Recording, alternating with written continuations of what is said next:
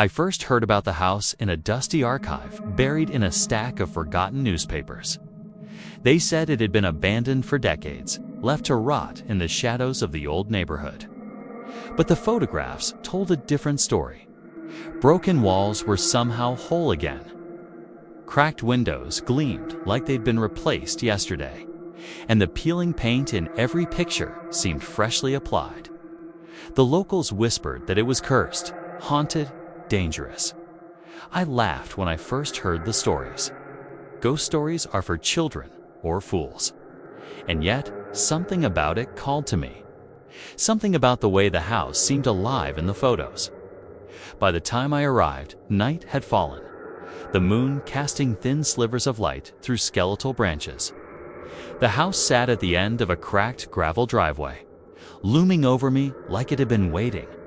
Every step I took toward it made the air colder, heavier, as if warning me to turn back. The wind whistled through the broken fence, carrying faint, almost human voices.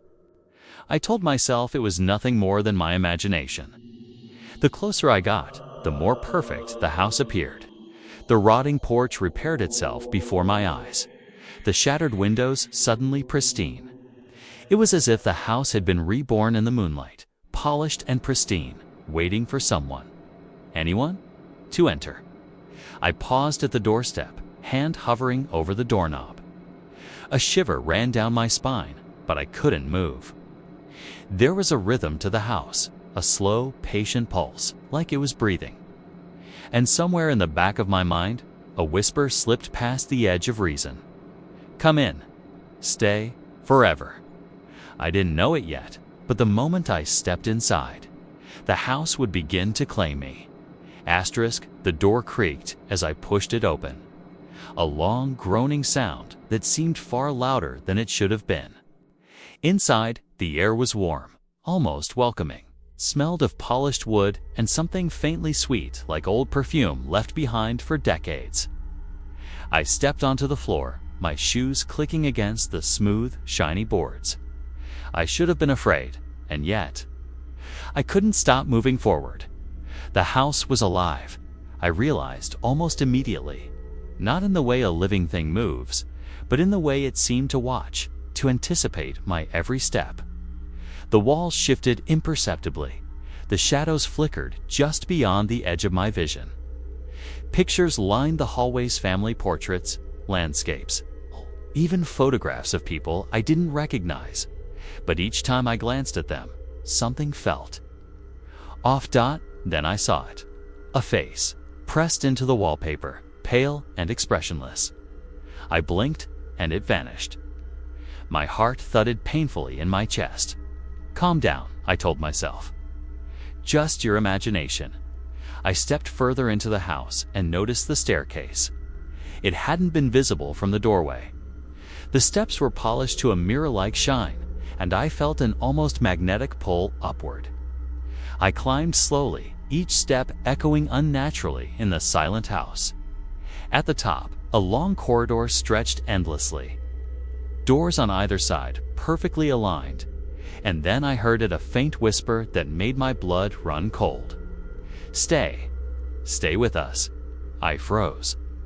My rational mind screamed to leave, but something stronger, darker kept me moving forward. The house had begun to wrap itself around me, shaping my curiosity into something it could feed on. Every instinct told me to turn back. But the hallway stretched farther than it should have, and I realized there was no turning back now. Asterisk, I wasn't alone. Somewhere in the shadows, I heard a soft scuffling, followed by a choked, almost human scream. My stomach tightened as I strained to locate the sound, but the house seemed to swallow it, twisting and redirecting the noise as if it were playing a cruel game. I followed the faint sound into a narrow room at the end of the hallway. What I saw made my blood run cold. A man, or maybe a boy, was pressed against the far wall, his face contorted in terror. But it wasn't just fear. His skin was merging with the wallpaper, flattening, becoming one with the wall itself. His hands were already part of the wooden paneling, the features of his face captured forever in a grotesque, silent scream. I stumbled back, my mind struggling to comprehend what I was witnessing. And yet, the house seemed pleased. The walls groaned softly, as though the act of consumption was satisfying. I realized then the truth, a cold terror settling in my bones. Anyone who entered this house didn't leave. They didn't just vanish, they became part of it.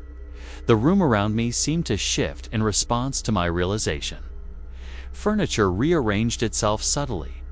Doors appeared where there had been none, and shadows danced in patterns I couldn't predict. The house was alive, and it had chosen me as its next victim. I wanted to run, but as I turned, the hallway seemed longer, endless, stretching into darkness. The whispers grew louder, 1,000 voices overlapping, murmuring my name, beckoning me deeper into the heart of the house. Stay. Become one with us. A shiver ran down my spine, but curiosity, that fatal human flaw, pushed me forward. Each step brought me closer to a secret the house had been waiting to reveal, and I had no idea how much it would cost me to uncover it. Panic clawed at me. I turned, desperate to retrace my steps and escape, but the hallway had changed. Doors I had passed before had vanished. Walls that were once cracked and faded now loomed pristine and unbroken, forming a maze that seemed to stretch on endlessly. I ran, slamming my hands against the walls, expecting them to give way, expecting some exit to appear. But the house had other plans. The floors beneath me groaned with a sinister rhythm, each creak and groan echoing like a heartbeat. And through it all, the whispers continued, soft and insistent. You belong here. You belong to us. Every corridor I turned down twisted unnaturally. I passed rooms I didn't remember entering, mirrors that reflected people who weren't there, and portraits that changed when I looked away. The house wasn't just alive, it was hunting me. It knew my fear, feeding on it, reshaping itself to keep me inside. I tried screaming, but my voice seemed absorbed by the walls, joining the chorus of those trapped before me. Every exit led me deeper. Every hallway brought new horrors, new reminders that the house didn't just shelter the lost, it collected them. The realization hit me like ice water. I wasn't walking through a building. I was walking through a living nightmare, and the house itself was the predator. There was no escape, not if it wanted me here. And somewhere, just out of reach, I heard a faint sound of movement. The subtle, horrifying shuffling of someone or something already claimed, moving within the walls, waiting for me to join them. I stumbled into a small study at the far end of the corridor, hidden behind a door that hadn't been there moments ago. Dusty tomes lined the walls, yellowed and cracked with age. But something about them was wrong. Some of the pages seemed fresh, ink still wet, as if written yesterday. On a desk lay journals, their covers etched with names, dozens of them. Visitors, curiosity seekers, people who had vanished over the decades. And then my own name, scrawled in ink that shimmered in the dim light. My hands shook as I flipped through the pages, each one detailing arrivals, entrances, and their inevitable absorption into the house. The journals told the outlaws had been hiding. The house didn't just rebuild itself. It devoured anyone who entered. It preserved them in the very structure of its walls, floors, and ceilings. Faces, hands, even fleeting thoughts became part of its living memory. A single journal lay open on the desk. The words seemingly written in real time. The house rebuilds to trap. The walls hungry for life. Curiosity feeds it. Escape is impossible. I staggered back, heart pounding. The whispers in the room grew louder, more insistent, overlapping into a cacophony of voices. Faces pressed against the walls, silently screaming. It was all real. The house wasn't just haunted, it was a collector, a predator, and I was next. The study doors slammed shut behind me, sealing me in. The realization hit like a punch. I was trapped, and the house had already begun its work on me. Time no longer made sense. Minutes stretched into hours, hours into days, or maybe it was only moments. The house had swallowed all sense of reality.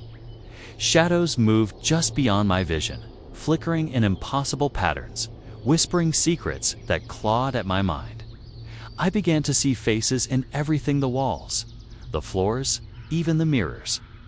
Faces that were not mine, yet somehow familiar, twisted in silent pleas. I tried to leave, carving arrows into the floorboards, marking doors, hoping to retrace my path. But every mark vanished.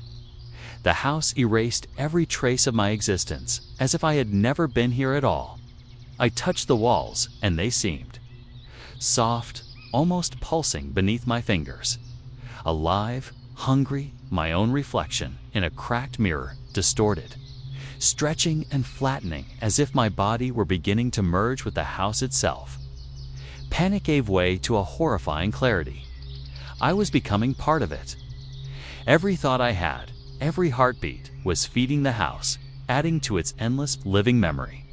The whispers grew louder, voices overlapping in a maddening chorus.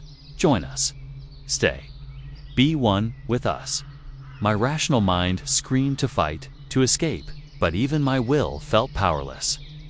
I was already slipping, already becoming another whisper trapped behind the walls. Another face pressed into the plaster, waiting to be remembered forever. And yet, a small spark of defiance remained. Somewhere deep inside, I knew I had to try. I had to fight, even if the house had already begun its work. Asterisk, in one long, dim hallway, I found a mirror unlike any other. It didn't reflect me, not truly. Instead, it revealed the house itself, its inner workings, twisted and alive. Faces pressed against walls, eyes wide with terror, mouths frozen in silent screams. Limbs fused with floors and ceilings, trapped forever in impossible positions. And I saw myself not as I was, but as I was becoming. My skin flickering like wet paint. My hands already beginning to meld with the surface beneath me. The house's heartbeat throbbed through the mirror. A steady, suffocating rhythm that seemed to pulse in time with my own. I realized then the horrifying truth. This wasn't just a building. It was a living organism, and every person it trapped became part of its body. A collection of memories, fears, and souls, stitched into the walls themselves. The mirror flickered, showing the house's infinite labyrinth of horror. I saw corridors looping endlessly, rooms folding into one another, floors stacking impossibly, and everywhere the faces of the trapped stared back at me, waiting, begging. A whisper rose above the rest. Louder, sharper. You are ours, just like the others. I stumbled back, my heart hammering, my mind struggling to process what I was seeing. The house was patient. It didn't need to kill instantly. It only needed time. And my curiosity had given it plenty. I realized then there was no escaping. I wasn't just inside the house, I was already becoming a part of it. And yet, a sliver of defiance remained. I had to try. Even knowing it might be hopeless, I had to fight before the house consumed me completely. Asterisk desperation clawed at me. If the house was alive, maybe it could be fought, maybe it could be broken. I grabbed a nearby candle holder and smashed it against the wall, sparks flying, setting a section of the wooden panels alight. Flames licked the edges of the room, smoke curling upward, filling my lungs with acrid heat, but the house was smarter, stronger. The flames twisted and warped as if the walls themselves were swallowing them.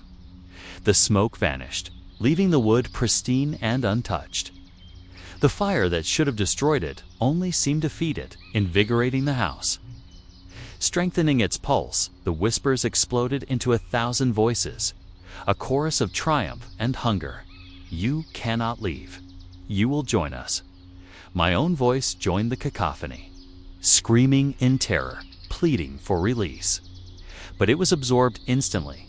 Another layer of sound added to the house's memory. I ran through the halls, slamming doors, kicking walls, trying anything to escape. Every hallway I turned down twisted impossibly. Corridors I had passed before led to new rooms I had never seen. The house was shaping itself around me, a predator closing its labyrinthine jaws. Then, in the distance, I saw them faces pressed against the walls, silently watching me. Some looked peaceful, almost resigned. Others were twisted in eternal terror. And among them, I caught a glimpse of my own reflection in the plastered wall of pale, distorted version of me already merging with the house, no matter what I did. No matter how frantically I ran, the house was patient. It was waiting for the perfect moment to claim me completely. And deep down, I knew that moment was coming. Asterisk, the walls were no longer walls. They were skin, stretching and pulsing with life. My limbs grew impossibly heavy, my feet and hands flattening as if melting into the floor beneath me. I tried to pull away, to run, but it was useless. The house had claimed me. I screamed, but my voice was absorbed instantly, joining the chorus of those already trapped. Faces pressed against the wood and plaster, screaming silently, their expressions frozen forever. I saw mine among them, reflected in a hallway mirror, pale and distorted. Lips opening in a soundless cry, my thoughts began to scatter, my memories twisting. The house didn't just trap bodies, it trapped minds. I felt my consciousness stretching, splitting, merging with the walls. Whispers of the others filled me, their fear and despair seeping into my very being. Somewhere deep inside, a part of me screamed to resist, to fight against this horrific fate. But the house was patient. It didn't need to hurry. Every second I struggled, every heartbeat only fed it more, made it stronger. I was no longer a visitor. I was becoming part of its endless collection. And as my vision blurred, I realized the horrifying truth. From this moment on, I would never leave. I would live forever in the walls, in the floors, in the ceilings, watching, waiting, whispering to the next curious soul. The house had rebuilt itself once again, pristine and perfect, waiting for the next visitor. And I, like the others before me, was now part of its eternal design. Asterisk, and so. Here I remain, trapped forever within the walls I once dared to explore. I am part of the house now, a whisper in the wood, a shadow in the corners, a face pressed eternally into the plaster. I watch new visitors approach, drawn by the same curiosity that doomed me. And I try to warn them through the murmurs in the walls. But the house is patient, and its pull is irresistible. From the street, it looks abandoned. Broken windows, cracked paint, weeds crawling over the steps. Yet at night, it rebuilds itself pristine, inviting, alive. It waits silently, knowing someone will come. Knowing someone will be hungry for the thrill of exploring the unknown. The walls hum with the collected voices of the lost. Their faces, their memories, their terror is all preserved, woven into the structure like a living tapestry. And when someone steps inside, the cycle begins again. If you see it tonight, remember this: the house is never empty. It remembers, it waits. And if you cross its threshold, the walls will reach for you. You will become part of it, and I will be there, watching, whispering, waiting. Forever a part of the house that rebuilds itself. Asterisk, thanks for watching this terrifying, scary story. Hoped you liked it. If you watched till the end, please comment "end" so that we could understand you were with us till the end. If you've ever had a creepy experience, let us know in the comments below. We'd love to hear your stories. As well as, please let us know, where are you watching from? Don't forget to like, share, and subscribe for more spine-chilling tales. Last but not the least, before leaving, please check out the horror story ebook, link in the description. See you in the next one. Until next time, stay safe and stay out of the shadows. Good night.